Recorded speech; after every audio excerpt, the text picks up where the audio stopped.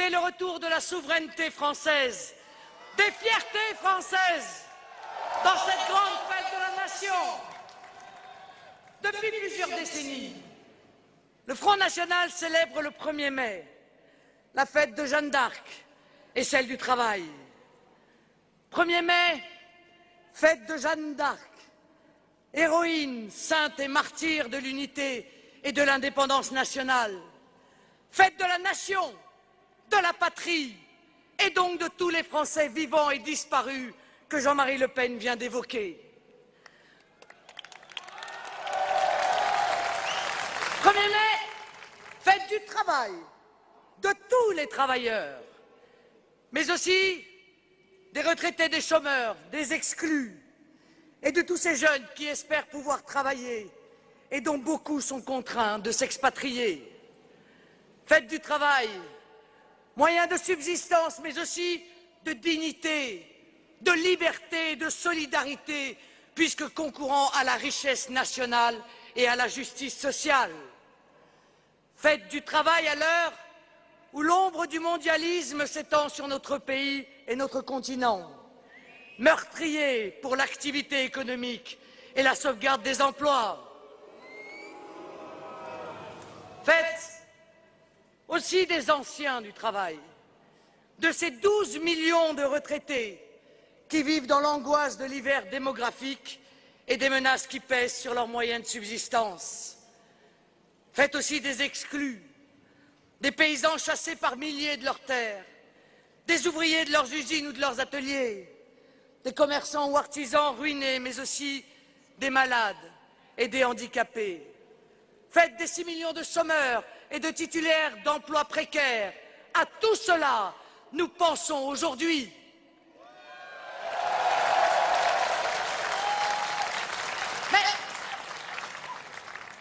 Mais en ce 1er mai, nous fêtons aussi notre extraordinaire réussite dans cette élection présidentielle.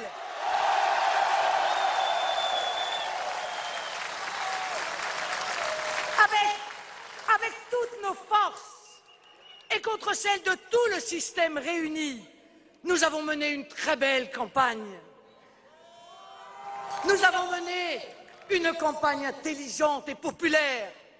Partout nous sommes allés et partout nous avons parlé des sujets essentiels. Nous avons parlé de tout et nous avons touché l'âme et l'intelligence des Français en expliquant et en faisant le lien entre les choses. La cohérence de notre discours s'est imposée, malgré les censures, malgré les commentaires malhonnêtes, malgré la grande entreprise de décrédibilisation. Quand nous avons parlé chômage, pouvoir d'achat, nous avons été entendus, tout autant que quand nous parlions de sujets plus régaliens. Chez nous, pas de stratégie détournée, pas de calcul et de combine, pas d'arrière-pensée, pas de manipulation, rien que la politique, la vraie.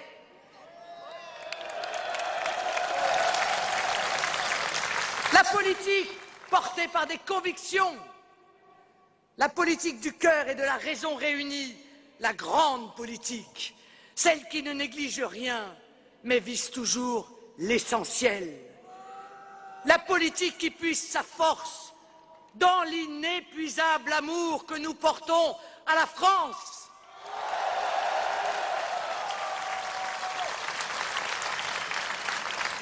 N'en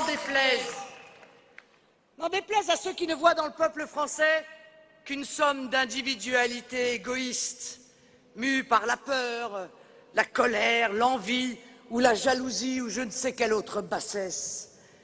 Des individualités que l'on pourrait acheter avec quelques promesses, quelques mesurettes, quelques breloques fiscales ou catégorielles. Honte à ceux qui considèrent ainsi le peuple et aspirent pourtant à le diriger, dont le mépris pour le peuple est en fait insondable, puisqu'il nie l'aspiration du peuple à la liberté, à la générosité et à la grandeur. En réalité, mes chers amis, Ils ne projettent sur le peuple que leur propre médiocrité. Car ceux-là, ces élites qui vous traitent comme des enfants colériques ou géniards que l'on calmerait avec un bonbon fiscal, une promesse, quelques paroles rassurantes ou un petit chantage électoral, commettent une lourde erreur. Rousseau affirmait fortement « Jamais on ne corrompt le peuple, mais souvent on le trompe ». Or, je tiens que le peuple de France est un peuple éminemment politique. J'ai foi dans la capacité des Français à réfléchir, à déjouer les manipulations, à déceler dans notre sincérité le discours de la vérité. J'ai foi dans sa capacité à tirer les leçons du passé, à s'enrichir des expériences politiques désastreuses des 30 dernières années. Soyez sûrs, mes chers amis, que notre rôle fut et sera immense, essentiel, historique.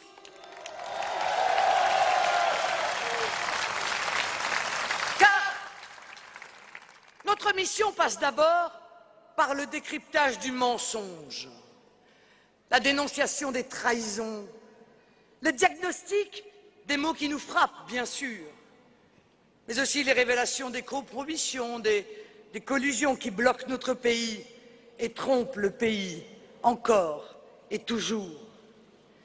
Cette exigence de vérité, de lucidité, de courage, d'honnêteté, de droiture, d'honneur, de fierté que nous portons, tout ceci est un préalable incontournable pour retrouver le chemin de la liberté et de la grandeur. C'est long, c'est difficile, c'est exigeant, mais la foi en notre patrie nous exalte. Les résultats de l'élection présidentielle sont enthousiasmants car ils prouvent que la grande mission d'émancipation du peuple et de redressement de la France est entamée.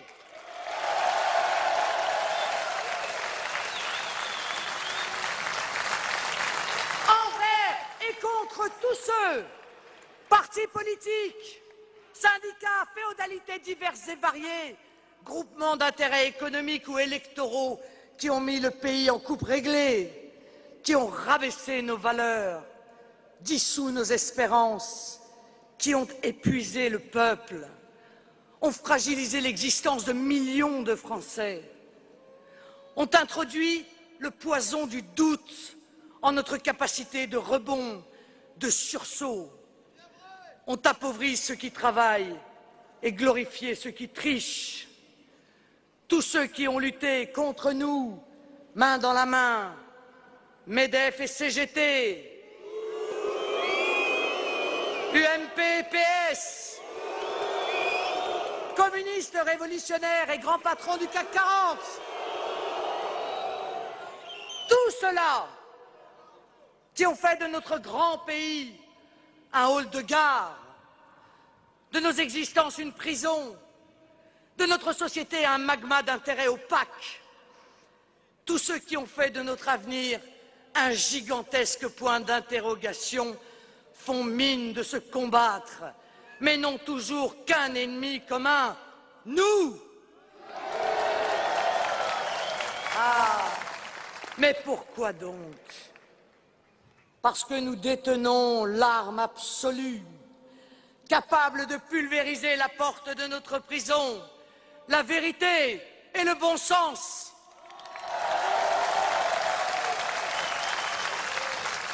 Oui, nous avons posé les vrais termes du débat. Nous avons imposé nos thèmes dans cette élection et nous avons étonné par la force de notre discours, par sa cohérence. Nous sommes devenus le centre de gravité de la vie politique française. Et d'ailleurs, les débats aujourd'hui se structurent autour de nos propositions. Les questions que le peuple veut aujourd'hui trancher sont celles que nous posons.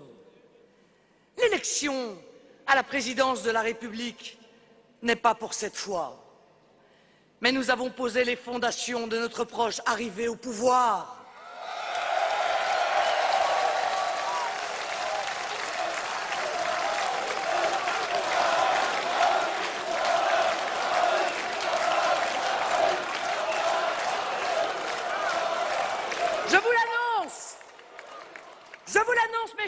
compatriotes, ce mouvement qui s'est enclenché ne pourra plus être arrêté. Notre victoire est inéluctable. Et les années qui nous séparent du grand chantier de redressement de la France se comptent sur les doigts d'une main.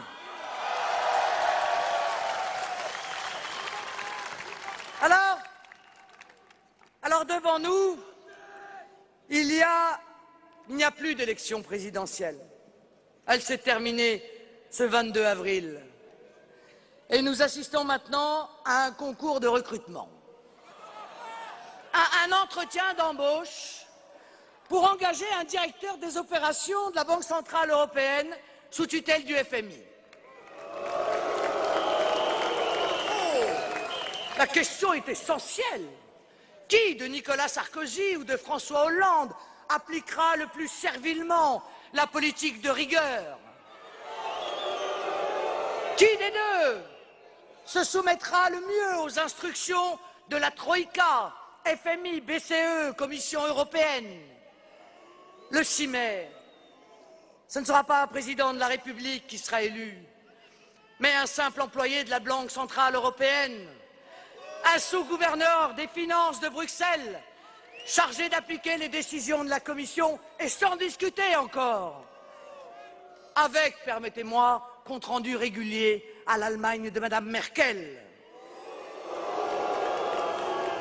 Alors, face à une telle peur rétrospective devant la vague bleu marine, il faut bien que la BCE donne un petit coup de pouce à ces deux candidats, car le vent du boulet est passé si près.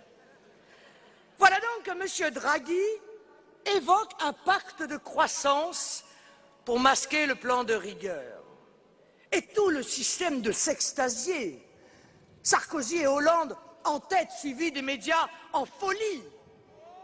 Mais qui osera dire que le pacte de croissance de M. Draghi est un super plan de rigueur? Quelle affreuse supercherie que de laisser croire aux Français que la BCE aurait changé et qu'elle se détournerait des plans d'austérité inhumains imposés successivement à tous les pays européens, les uns après les autres. Non, évidemment, la BCE ne change pas. Elle aggrave la politique de rigueur. La croissance n'est qu'un mot qui figurait d'ailleurs déjà dans le pacte de stabilité et de croissance dont on a vu les terribles conséquences. Hausse du chômage, baisse des salaires, baisse des retraites. Car son pacte de croissance à elle, leur pacte de croissance à eux deux, cela veut dire continuer à démanteler le modèle social européen, casser le CDI par plus de libéralisme dans les contrats de travail, baisser les salaires et mettre au pas les travailleurs qui voudraient revendiquer en créant une concurrence sauvage avec une immigration incontrôlée. Alors que la vraie croissance, mes chers amis, la création de richesses et d'emplois est impossible sans protectionnisme. C'est la condition sine qua non pour éviter la casse économique et sociale, mais c'est aussi le seul moyen de sauver notre système de protection sociale. Mais donc, dans cette session de recrutement, qu'avons-nous à voir? Nous n'avons cessé, je n'ai cessé de vous le répéter durant toute cette campagne. L'un comme l'autre mentait. Aucune des réformes qu'ils proposent et qu'ils ont déjà proposées tant de fois ne sera réalisée. Demain, ni après-demain, parce qu'ils ont signé le plan de stabilisation européen qui nous retire, qui leur retire les derniers pans de notre souveraineté nationale, qui leur retire les derniers leviers de notre souveraineté financière, qui leur retire les derniers moyens de notre souveraineté économique. Ils ont donc menti avec aplomb, tous les deux, avec cet immense talent de pouvoir se regarder sans rire quand ils s'opposent. Alors,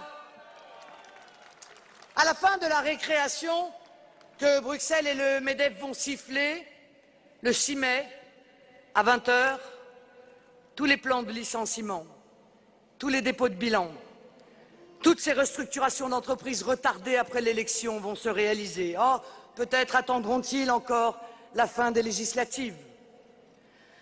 Voilà ce qui, pour le malheur des Français, montrera aux électeurs qu'il y avait bien un troisième tour et que celui-là, c'était celui du solde des comptes. Et pour ce poste de bourreau des peuples, d'administrateur du dépôt de bilan, pour occuper la fonction d'équarrisseur du pouvoir d'achat et de notre modèle social, voilà qu'ils se livrent tous les deux à une danse du ventre les plus spectaculaires.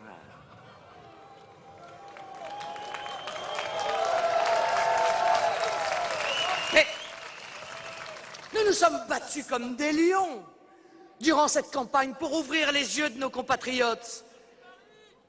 Et chaque analyse, chaque constat, chaque proposition ne recueillait de la part de la classe politique tout entière qu'injures, mépris, condescendance, anathème.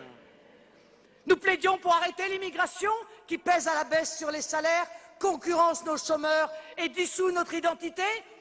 L'on nous rétorquait des deux côtés, droite et gauche, que nous étions xénophobes, égoïstes. L'on nous rétorquait France, terre d'accueil. Nathalie Kosciusko-Morizet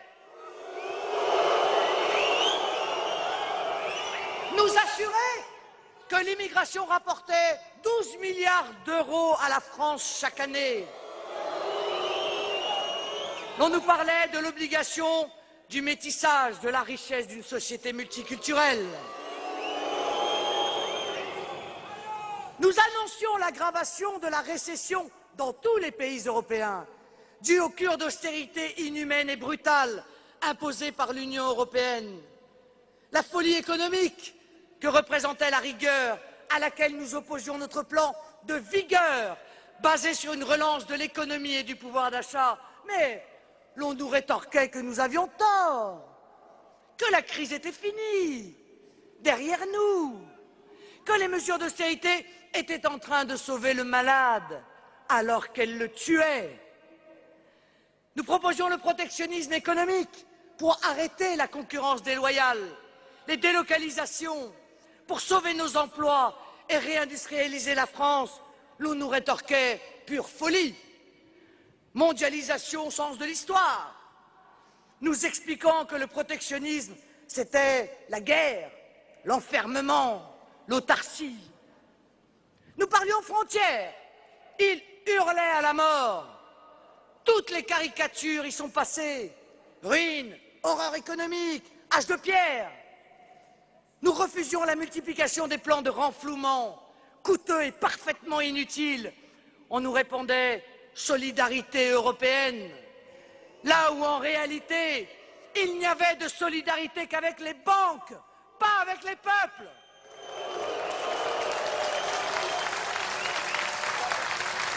Mais souvenez-vous, nous exigions de retrouver notre souveraineté. Ils nous expliquaient que nous étions un tout petit pays, incapable de s'en sortir tout seul. Nous voulions sortir de Schengen. Ils nous vantaient la libre circulation. Nous réclamions la présomption de légitime défense pour les policiers. Ils nous répondaient permis de tuer, bavure. Nous parlions montée du fondamentalisme islamique, laïcité, zone de non-droit, glissement de civilisation. On nous rétorquait islamophobie. Nous parlions ruralité, désertification, abandon des campagnes, retour des services publics. L'on nous rétorquait nécessité, efficacité, concentration, compétitivité. Nous parlions hommes, femmes, enfants, angoisse, souffrance. Et ils nous répondaient courbe, marché financier, bourse, CAC 40. Et en quelques jours seulement, tout aurait changé. Ceux qui, durant des mois, des années, nous ont traités dans la boue, méprisés, traités avec une condescendance et une morgue inouïes. Ceux qui, sans aucune raison valable, nous ont imposé la pensée unique que le président candidat fait aujourd'hui mine de découvrir après en avoir abusé lui-même. Ceux qui nous ont traités plus bas que terre, mis au banc du processus démocratique, auraient en quelques jours totalement changé. D'un coup, d'un seul. La nation, les frontières, la régulation de l'immigration, le refus des plans d'austérité, la présomption de légitime défense pour la police, la lutte contre la fraude, la lutte contre le détournement de nos prestations sociales, le protectionnisme, tout cela trouverait grâce à leurs yeux. Brutalement, par la grâce d'une campagne électorale, par la magie électorale. Mais faut-il en sourire ou s'en effarer? Quel effet cela vous fait-il, mes chers amis, de passer du rôle d'idiot qui vote pour Marine Le Pen à celui d'arbitre de l'élection présidentielle?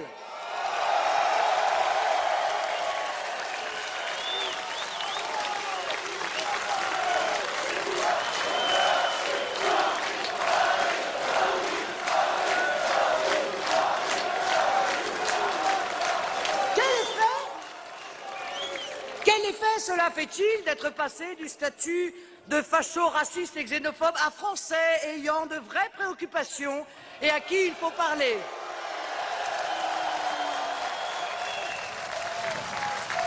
Mes amis, vous voyez le changement, le poids, l'influence, la puissance du vote, enfumé depuis des années dans un système électoral cadenassé par le système UMPS.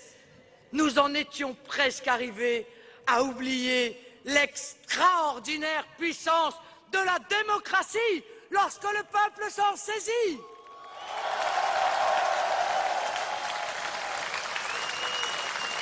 Mais voyez les mines déconfites des tenants de l'oligarchie. Leur inquiétude est palpable, car ils savent que le peuple a redécouvert la force de la démocratie, parce qu'il a fait exploser le bipartisme siamois qu'ils avaient patiemment construit, parce que près de 20% des Français ont brisé cette prison de la fausse alternance, parce que la caste sait aujourd'hui que, fort de cette découverte, le peuple français a commencé sa grande entreprise d'émancipation et que rien ne sera plus comme avant.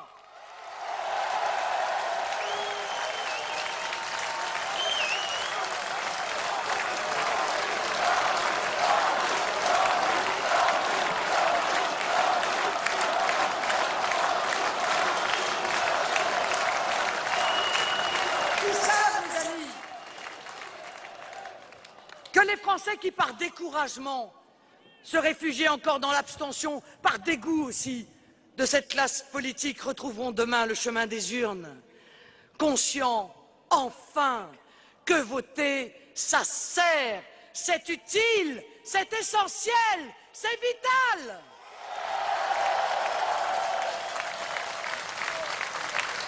À près de 20%, ils parlent comme nous.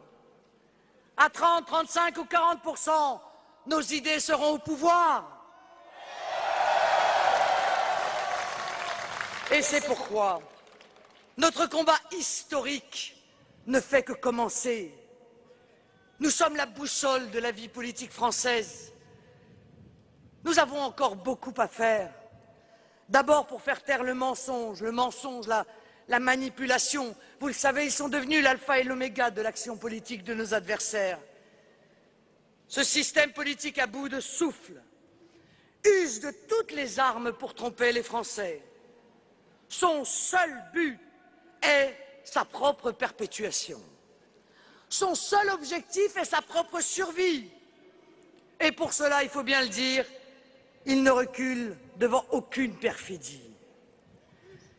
Le système UMPS, face au mouvement national que nous incarnons, face à la seule opposition crédible et volontaire face à notre détermination, utilise toutes les ficelles pour mieux tromper les Français. Il est presque risible de voir un candidat socialiste découvrir au lendemain du premier tour la souffrance des travailleurs français et agiter le hochet d'un projet prétendument social. Il n'y aura pas de politique sociale possible dans notre pays sans remettre profondément en cause le modèle ultralibéral dominant que les gouvernements de gauche ont autant contribué à renforcer ces dernières décennies que les gouvernements de droite. La gauche française cultive la dictature du malheur. Elle a sans vergogne abandonné les petits, les retraités, les catégories populaires et les classes moyennes. Ces paroles du jour ne parviendront pas à effacer cette effroyable trahison. De l'autre côté, il est navrant de voir un président sortant tenter désespérément de sauver sa réélection en défendant aujourd'hui des thèses qui contredisent exactement l'ensemble de son quinquennat. Un président qui, chaque jour, pendant 5 ans, n'a pas seulement fait mal aux Français, mais leur a également fait honte, qui leur a préféré des élites mondialisées auxquelles il a tout donné et qui aujourd'hui, maladroitement, tentent de se travestir en un candidat du peuple et en un amoureux de la nation.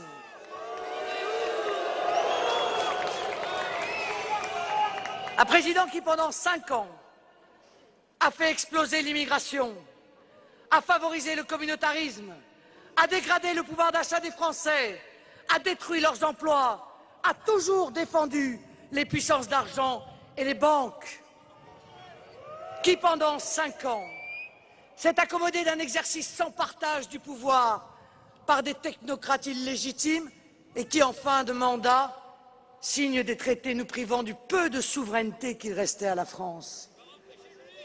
Un tel président ne peut pas devenir le président du peuple. Il y a là une escroquerie électoraliste suprême que les Français ne peuvent ignorer. Ah, alors oui, le système UMPS est bien organisé, nous ne pouvons pas lui ôter cela. L'UMPS nous a ainsi inventé, pendant cette campagne, l'épiphénomène médiatique qui a disparu aussi vite qu'il est apparu. Je veux parler du sénateur Mélenchon.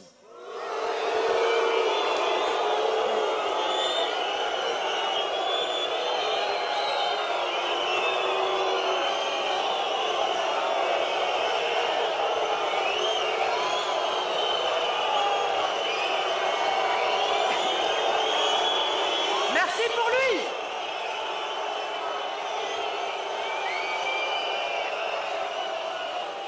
Le sénateur Mélenchon rallié.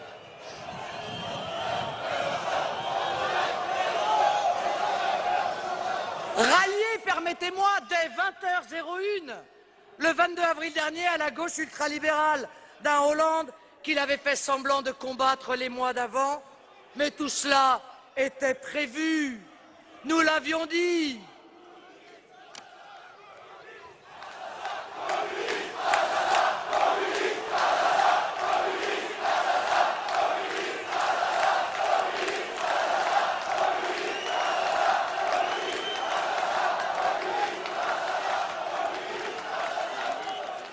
Vous voyez, je l'ai toujours minimisé pendant cette campagne, ne voulant pas me rabaisser à répondre aux injures de cette créature sortie tout droit des buissons du sarkozysme.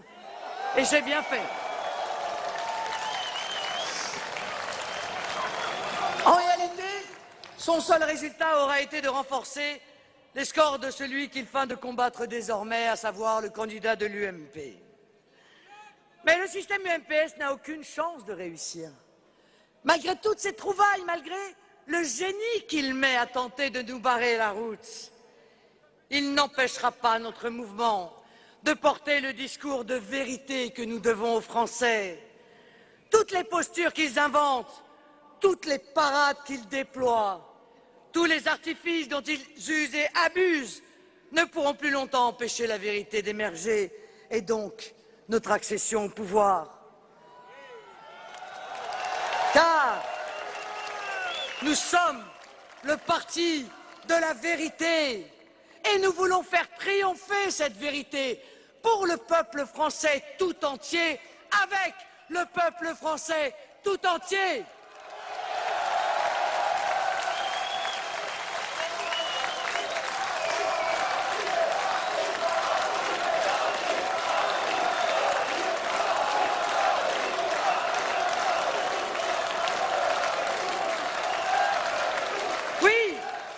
Disons-le très nettement et très fièrement, il apparaît aujourd'hui que nous sommes le grand parti du Rassemblement national.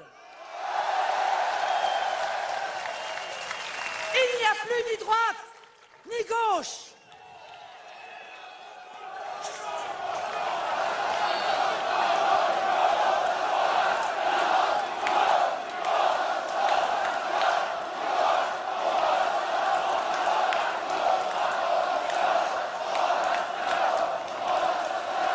Mes amis, ces deux faces du même système, vous le voyez bien, sont en train de se disqualifier.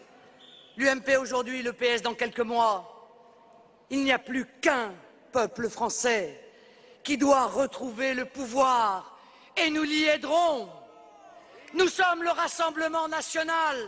Nous sommes le parti de la réconciliation de tous les Français. Oh. Depuis quelques jours, j'entends beaucoup gloser. Sommes-nous compatibles avec la République? Eh oui, on ose encore poser cette question. Mais quelle légitimité a donc M. Sarkozy? Quelle légitimité a donc M. Hollande pour déterminer qui est ou qui n'est pas républicain? Et quelles sont donc ces valeurs républicaines qu'ils défendraient et pas nous? Ne soyez pas dupes de ces sous-entendus malveillants et intéressés, de cette diffamation par insinuation, car nous sommes sans doute les seuls à défendre la République française dans ce paysage politique.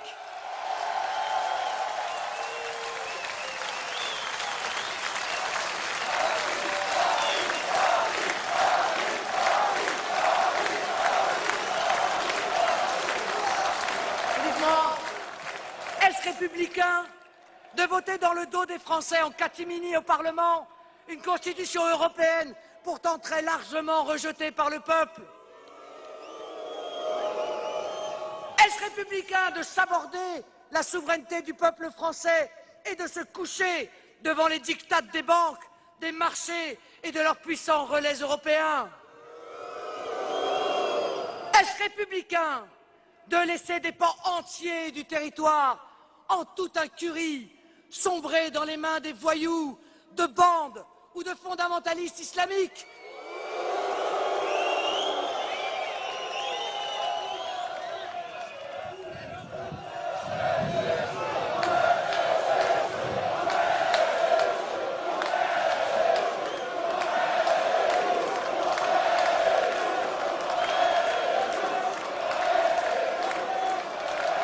Mes amis, est-ce républicain de faire semblant de s'opposer au droit de vote des étrangers aux élections municipales, mais de fabriquer 100 000 nouveaux Français par an qui voteront non seulement aux municipales, mais aussi aux cantonales, aux législatives, aux présidentielles?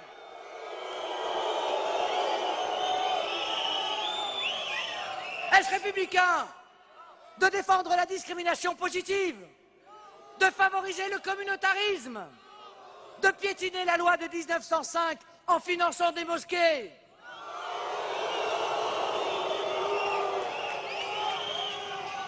Être républicain, ce n'est pas une qualité qu'on s'adjuge entre soi. Être républicain, c'est être en conformité avec les principes de la République française, démocratique, laïque et sociale. Eh bien, l'UMPS a tout fait voler en éclats. Elle s'octroie le titre, nous le dénie. Ce sont eux, pourtant, qui sont en dessous de toutes les exigences républicaines. Ce sont eux qui devraient s'interroger sur leur rapport à nos valeurs essentielles. Nous les respectons mieux que tout autre.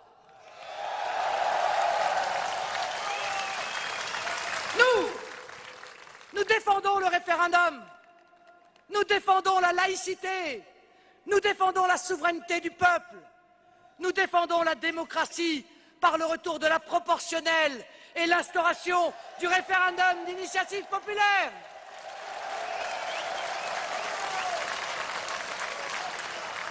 Notre projet est en accord parfait avec les grandes valeurs de la République française. Nous n'avons de leçons à recevoir de personne.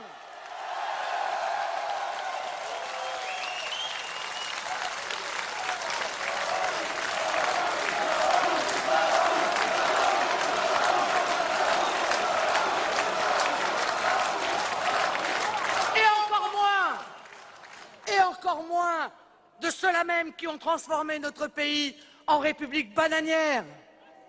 Nous n'avons pas de leçons de démocratie à recevoir de ceux qui ont magouillé les modes de scrutin, qui depuis 25 ans ont privé des millions de Français d'une représentation à l'Assemblée nationale, qui ont imposé la supériorité du pouvoir des technocrates européens et des banques sur la législation votée par le peuple souverain. Nous n'avons pas de leçons d'égalité à recevoir de ceux qui accordent des droits supérieurs à certains à raison de la couleur de leur peau, de leur origine ou de leur religion, qui ont ruiné la méritocratie et ont progressivement exclu des grandes écoles, des filières d'excellence, les fils et filles d'ouvriers, de paysans, des classes populaires, au bénéfice de ceux qui ont la chance de la fortune ou de la naissance.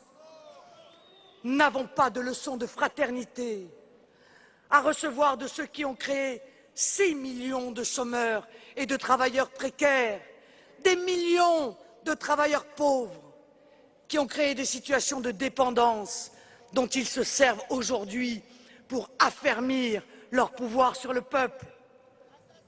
Nous n'avons pas de leçons de morale à recevoir des amis de M. Takedine, Guérini, DSK, Dallongeville, Vert, Tchouri, PHL, Tron, QCEDA, Blanc, Amara. Nous, qui avançons tête haute et main propre,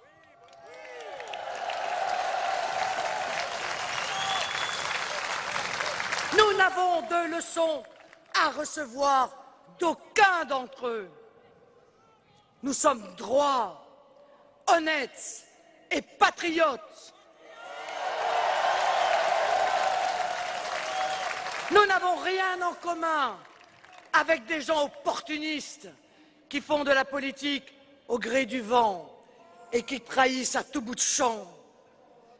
Ils sont européistes et mondialistes, nous sommes nationaux et patriotes. Ils sont contre la souveraineté nationale, nous sommes pour.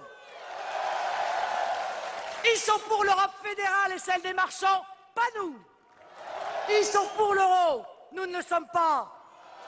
Ils votent 97% des directives européennes ensemble, pas nous. Ils sont immigrationnistes, pas nous. Ils sont contre le contrôle des frontières, nous sommes pour. Ils sont contre la suppression du droit du sol, nous sommes pour. Ils sont contre la priorité nationale pour l'emploi et le logement, nous sommes pour.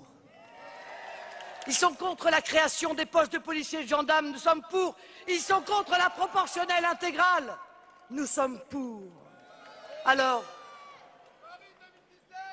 que penser?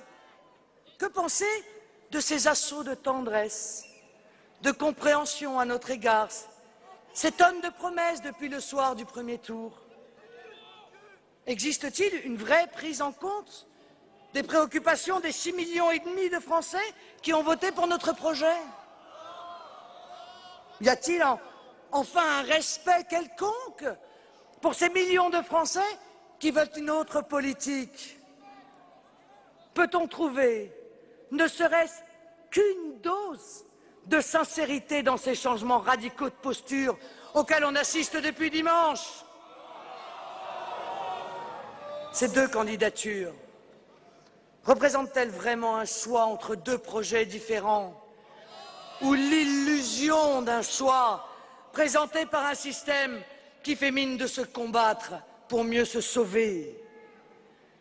C'est pour nous permettre de répondre à ces interrogations, évidemment essentielles, que j'ai posé une question à Nicolas Sarkozy. Si le PS est à ce point l'abomination de la désespérance, si sa politique est, je l'admets bien volontiers, mortifère pour notre pays, alors, dans les cas de duel PS, Rassemblement Bleu Marine aux législatives, que ferez-vous? Préférez-vous faire élire un député Rassemblement Bleu Marine ou un député PS? Car, enfin, écoutez, essayons de faire preuve de bon sens. Si vraiment Nicolas Sarkozy craint le droit de vote des étrangers, alors il vaut mieux un député du Rassemblement Bleu Marine qui vote contre qu'un député PS qui vote pour. Si vraiment Nicolas Sarkozy est convaincu qu'il ne faut pas régulariser massivement les clandestins, alors il vaut mieux un député du Rassemblement Bleu Marine qui votera contre qu'un député PS qui votera pour. Si vraiment Nicolas Sarkozy est contre l'euthanasie, le mariage homosexuel, l'homoparentalité, alors donc il vaut mieux un député du Rassemblement Bleu Marine qui votera contre qu'un député PS qui votera pour. Si vraiment Nicolas Sarkozy est contre le laxisme à l'égard des délinquants, alors il vaut mieux un député du Rassemblement Bleu Marine qui le combattra plutôt qu'un député PS qui le favorisera.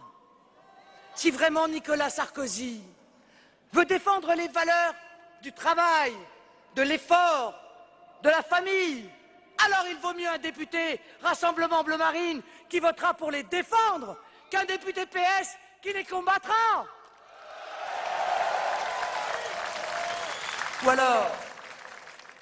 Ou alors tout cela n'est que du cinéma.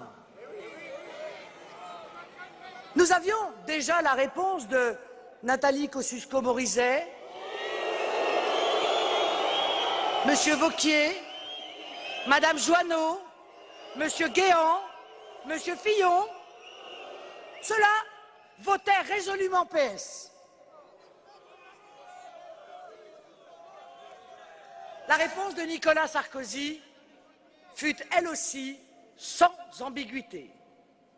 Il ferait, dans le cas d'un duel entre un candidat Rassemblement Bleu Marine et un candidat PS, voter blanc, abstention, et examinerait les candidats des qualités du candidat PS qui resterait en lice.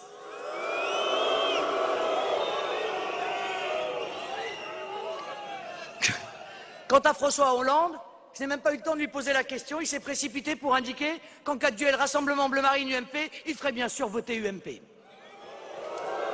Ah ben oui, mais vous voyez que la clarification exigée ne s'est pas faite attendre.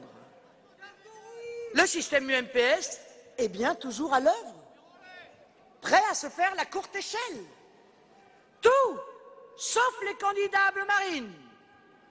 Tout, sauf laisser une représentation à ceux dont on reprend les propositions, mais pour mieux les rejeter, les humilier, les nier, les exclure. Plutôt un communiste, un trotskiste qu'un candidat national.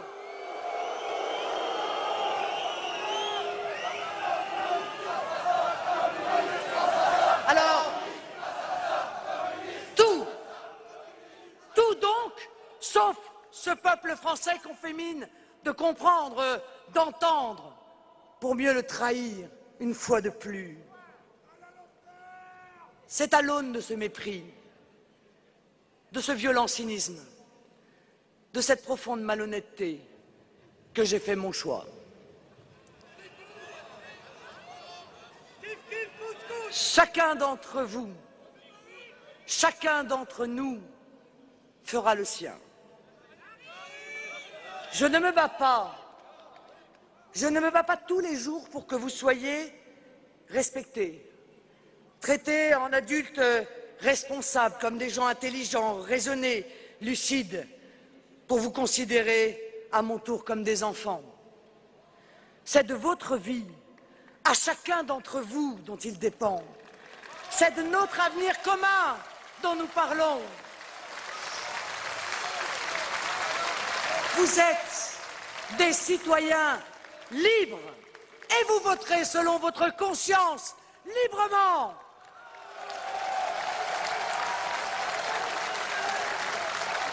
Je sais que certains espèrent encore dans un semblant de liberté, de patriotisme de droite, que certains croient encore dans un semblant d'égalité, de fraternité de gauche. Je crois, moi, qu'il n'existe plus que l'illusion d'une certaine droite et l'illusion d'une certaine gauche.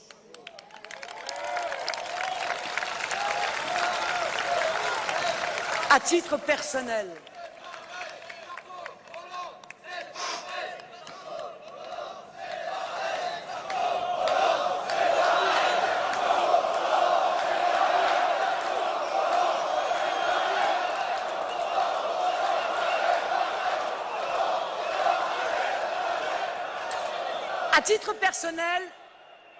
je me détournerai de ces mirages.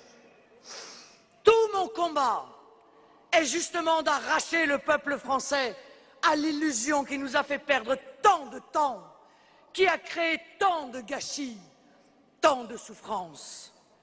Je ne me bats pas pour que le peuple français ouvre les yeux, redresse la tête pour accepter qu'on le traite comme un simple réservoir de voix, bon à être trompé, encore une fois.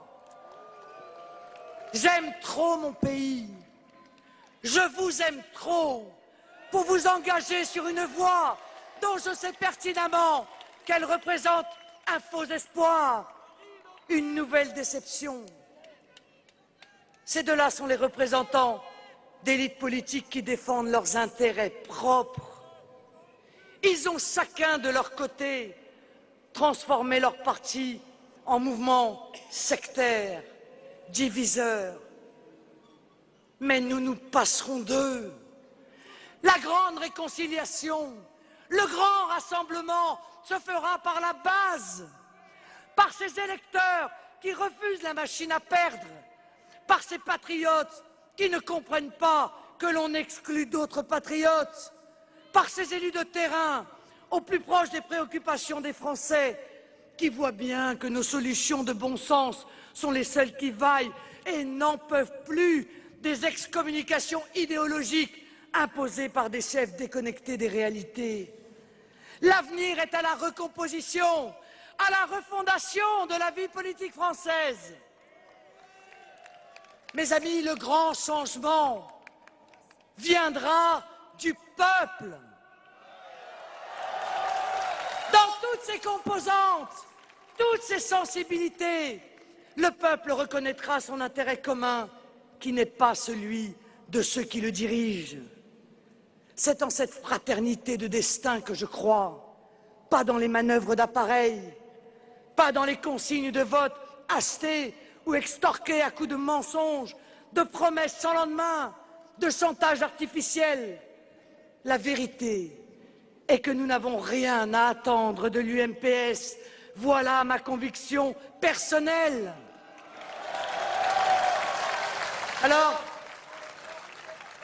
mes chers compatriotes, chacun d'entre vous fera son choix, en son âme et conscience, selon sa sensibilité, en espérant, pas trop je le sais, des promesses, de campagne qui fanent aussi vite qu'elles fleurissent. Ceci est votre liberté première. Ceci est votre liberté première de citoyen que j'exerce moi aussi. Je n'accorderai donc ni confiance ni mandat à ces deux candidats qui, pour l'un,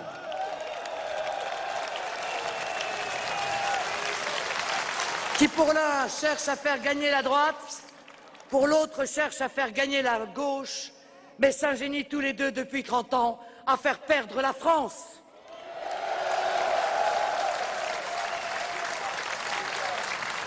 Dimanche, je voterai blanc et en juin, bleu marine.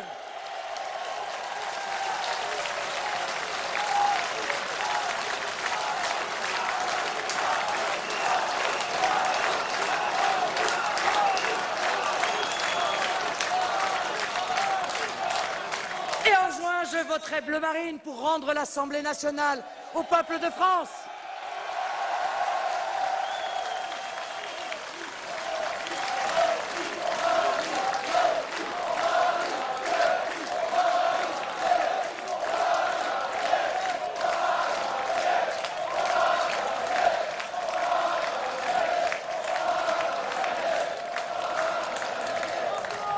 Je veux également que vous sachiez que les choses soient très claires. Je ne suis sensible ni au chantage, ni aux menaces. Personne ne me fera culpabiliser. Personne ne vous fera culpabiliser. Ni vous, ni moi n'aurons aucune responsabilité dans l'échec de l'un ou de l'autre. Ils en seront les seuls responsables, car ils auront été jugés sur leurs piteux résultats, sur leur absence de sincérité, sur leur absence de morale élémentaire, sur leur abandon moral et matériel de la France et des Français. Nos espoirs ne se concrétiseront pas dimanche prochain, et au fond de vous, vous le savez pertinemment. Notre véritable combat, notre espérance, réside dans cette bataille des législatives qui s'annonce et qui doit mobiliser toute notre énergie, toute notre force de conviction. Personne d'autre que nous ne fera le nécessaire pour notre pays. C'est malheureux, mais c'est ainsi. Nous ne pouvons compter que sur nous-mêmes. Voilà la seule et unique vérité. Car, mes chers amis, à analyser la situation nationale et internationale, tout nous donne raison en cette veille de second tour. Les solutions que nous préconisons sont les seules susceptibles de sauver notre pays et notre civilisation. Et la seule chance d'imposer la mise en œuvre de ces mesures, de mettre la France à l'abri de la déflagration sociale et économique qui arrive, c'est de faire entrer massivement à l'Assemblée nationale des députés du Rassemblement Bleu Marine.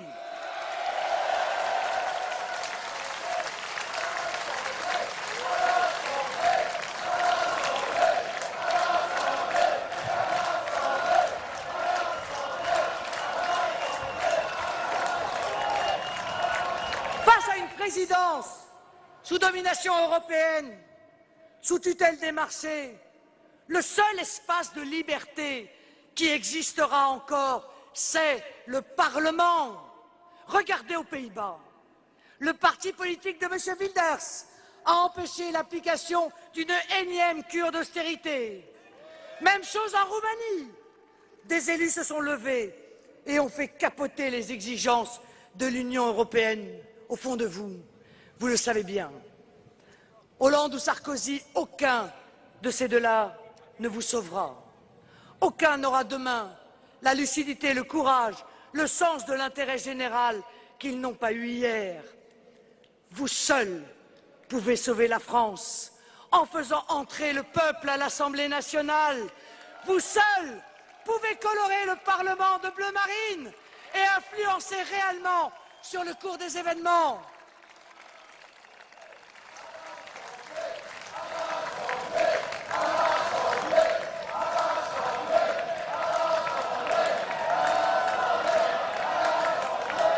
Reprendre son destin en main, peser enfin, agir, combattre, défendre au moyen de députés qui ne seront ni à vendre, ni à acheter, qui seront, comme vous, libres de toute pression, de toute compromission, ni soumis, ni complices. Des députés, enfin, défenseurs de l'intérêt général et non d'intérêts particuliers. Des députés qui seront la voix du peuple oublié, invisible, méprisé. Ces députés seront vos soldats, vos défenseurs, vos avocats. Pour vous, grâce à vous, ils bouleverseront le cours de l'histoire. Vous restitueront votre nation, votre prospérité, votre histoire, votre identité, votre espérance, votre avenir. Alors, mes chers compatriotes, en ce jour du 1er mai, où vous avez par votre chaleureuse présence ranimé la flamme de la fierté française, de la dignité française, du courage français, de l'intelligence et du bon sens français, nous avons entamé tous ensemble le chemin qui, nécessairement, inévitablement, inéluctablement, va demain nous conduire à la victoire.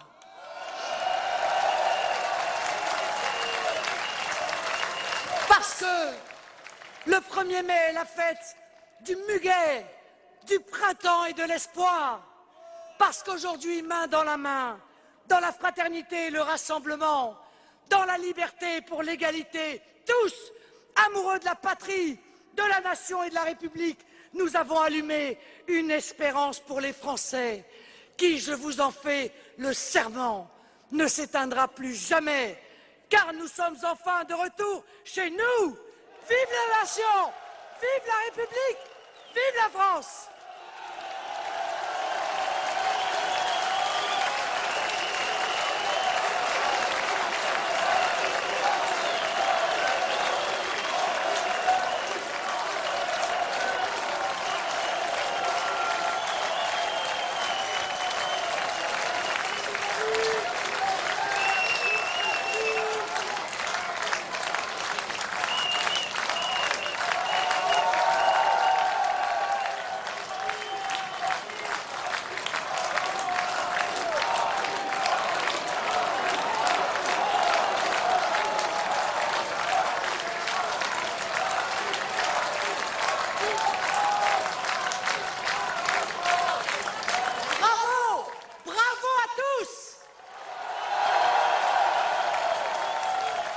Et c'est ensemble que nous allons entonner notre hymne national.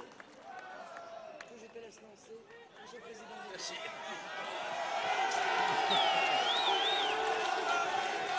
Allons, enfants de la patrie, le jour de gloire est arrivé. Sauve-nous de la tyrannie, et dans son nom élevé, et dans son nom élevé. Rendez-vous dans nos campagnes, mugir, très féroce soir, qui viennent